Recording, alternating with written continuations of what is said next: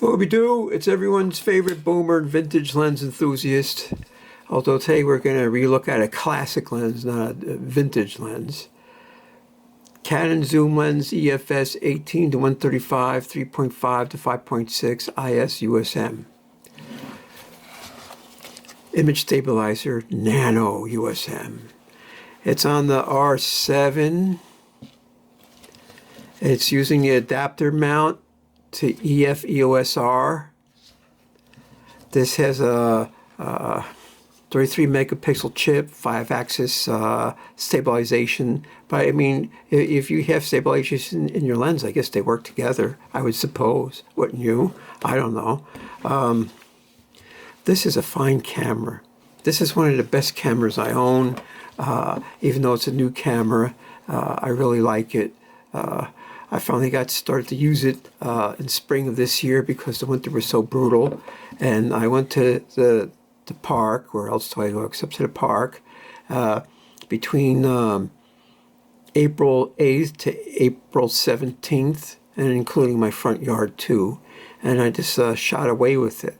And this is as various shots you could see what this camera, the lens combination can do. It's fantastic. I really like it.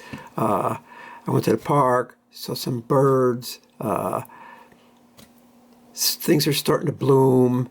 There's some raging white water, and I took pictures of the chicanery. I freezed it with high shutter speeds with this lens, and I was very satisfied with results. It's a really, really great lens. I think this lens is discontinued, or they're going to discontinue everything pretty soon because they want everyone to move on. They want to rope you into their new stuff. Anyway, some guy in a camera store was telling me that's the scuttlebutt. But I bought a lot of these lenses used because I can't afford them new. But I splurged for this camera new. It's a really nice camera. It ranks right up there with the best of them. You know, the best of the Nikon is right up there. It's better than any T-series Canon DSLR. You can make sure of that. So it's that excellent build quality. It's got a lot of features in the menu. Now, I shot this lens on, I had this on the T1i, the T3i, the SL2, and I'm getting my best results on this. I don't know. I always keep saying that what they do is they have a RAM, a non-volatile RAM in these ROM in these cameras, and it has a lookup table that corrects for all the aberrations, and they must have really tweaked it in because this is really, really nice photos, which you'll see in the following slideshow. And mostly, I just hit autocorrect on my software, but I seldom manually adjusted some stuff. It's got a wide dynamic range. Mostly, the least amount I did was jack up the saturation.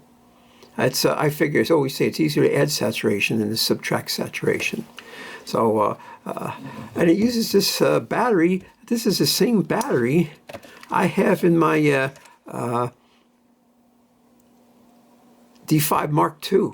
How about that? So I got a bunch of those batteries. And it weighs a lot less than the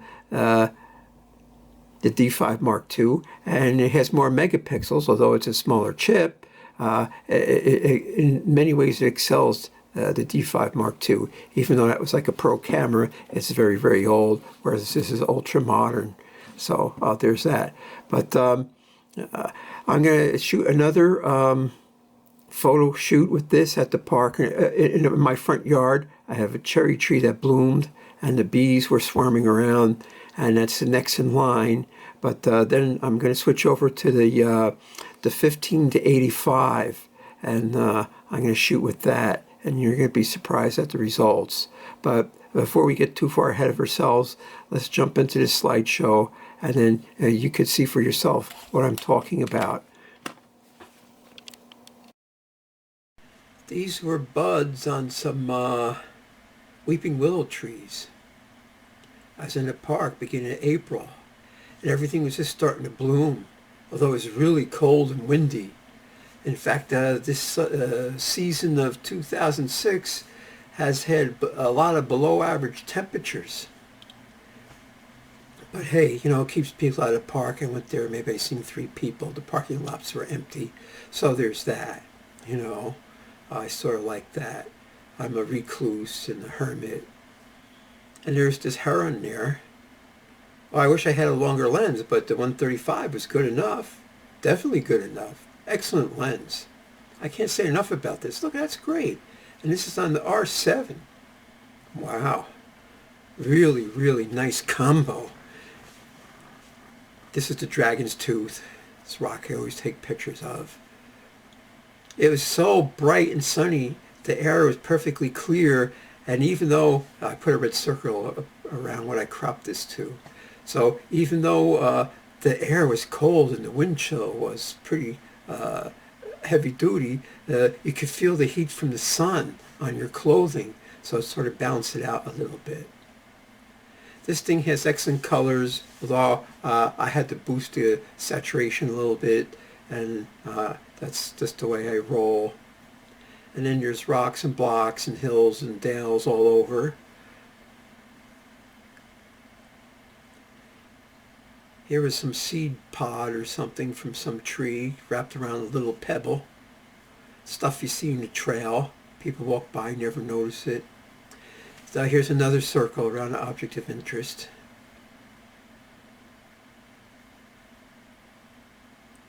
Some dude on his bicycle.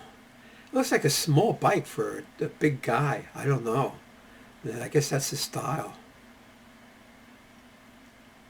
Here's some ruins, ancient ruins from before times. I gotta say some things about the R7. The viewfinder is super bright. I could see really good, even though it was a bright sunny day. I had no trouble composing and focusing through the viewfinder, because a lot of other mirrorless cameras, they have very dim viewfinders. Sony is good for that. Canon is good for that, like their M series, and even the what else did they have? Oh, I got an R5 that has a pretty dim viewfinder. Oh, here's some chicanery of from water tumbling around some stream, and I use super fast shutter speeds to freeze it and see what sort of weird patterns I see. And it did a really good job. You know, the dynamic range is so wide on this. If you're used to regular DSLRs and other cameras, it looks weird because you're not used to it.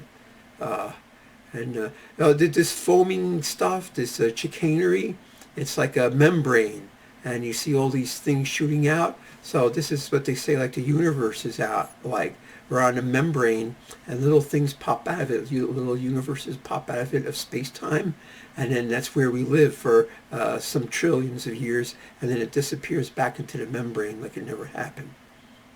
Or so they say. Yeah, it's just weird patterns, you know, the abstract. Sometimes you can see things, sometimes you can't.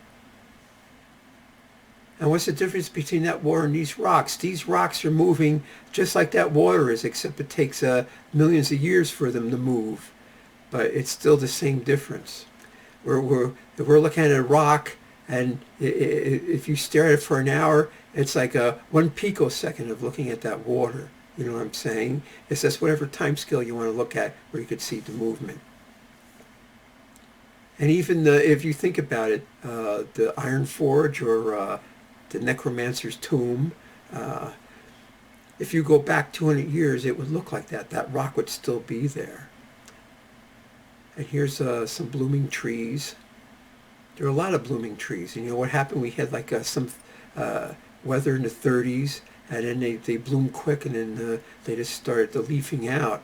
And then right after that, we had like 5 days of 80-degree weather. And then it went back to chilly, milder, and you get 3 chilly days and 1 nice day. That's the way it's been running out. Here's this is ripples on water that I froze because I wanted to see what it would look like.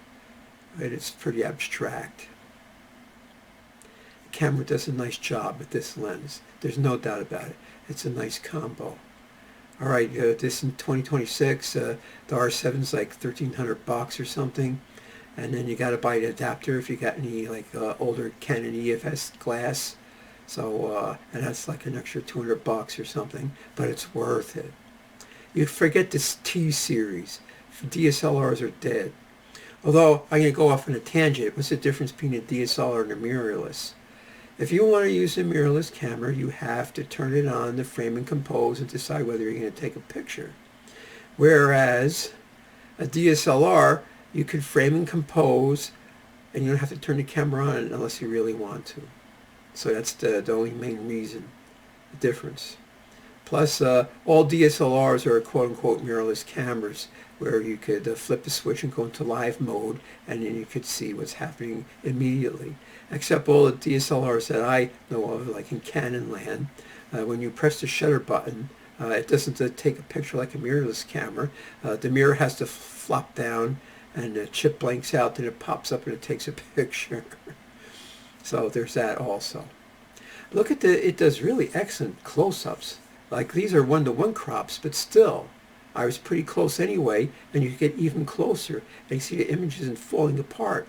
And I've taken so many pictures with like T-series DSLRs, and they just never really look sharp. And some of the later Canon DSLRs had autofocus adjustment, which never seemed to do anything. But this thing's like really knocking it out of the park. And 18 millimeters is still pretty wide. So I went through the whole gamut from 18 millimeters to 135 and some in between, and it works out really super great. I can't say sing the praises enough of this lens. I wish Canon would slip me some bucks. But I'm doing this so you, the viewer, could decide if you think it's a good camera or not to go get one. I think it's a good camera. Really. I mean, these are all the same subjects we've seen with other lenses and other cameras. And these look just ever so much more better. Crisper, more contrasty, more dynamic range. Without a doubt, Canon really did a good job. Which means it's going to become a collector's item. People are going to realize that after the camera's discontinued, this is the one to get. And it's going to hold its value. Like the M50, M50 Mark II, those things are holding their value because they're good cameras. All right, their viewfinders aren't as bright, but they're still nice cameras and take good pictures. The M series, they have this film look to it. Better than film, but it looks like film. Whereas this thing looks digital, but better than digital. I don't know how to explain it. It's a dynamic range, I guess. So this is, like I said, the beginning of April. Things were starting to bloom. We had one brief run of warm weather. Then it went back to chilly and damp. And, now what's going to happen in May? See, it focused on that far tree instead of the plane. But I stuck this in anyway because I like the effect. And this is some weird bird. He's upside down hanging on a branch with some lichen in the background. And this is from my front stoop. I have this great front stoop where I can see all sorts of weird things happen like this. It's a great camera, a great lens. R7 18 to 135 nano. I really recommend you should go get one or think about getting one. Go for it.